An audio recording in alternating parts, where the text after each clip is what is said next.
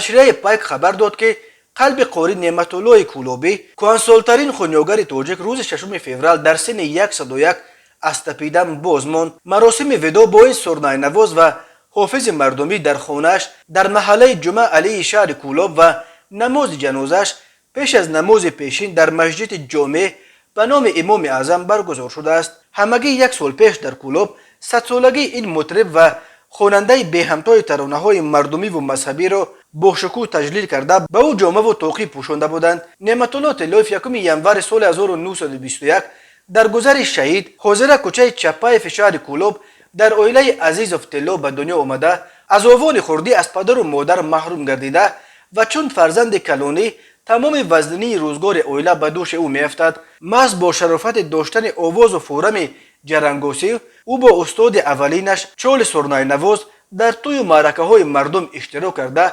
صاحب رزق و روزی میگردید. قابلیت بلند سرایندگی و نوازندگیش او را سال 1936 به تئاتر کسبی امروزه به نام شاعر و حافظ خلق سیدعلی ولیزاده گذاشته شده است آورد و قاری نعمتالله بیش از 50 سال در این بارگاه هنر فعالیت نموده است. بیش از 15 آهنگ استاد نعمتالله طلایف تحت عنوانهای سبت سرنای، ساقینامه سرنای، چمن یلا و دیگر آهنگ‌های ایجاد نموده او در ذخیره طلایی رادیوی تاجیکستان ثبت شده است.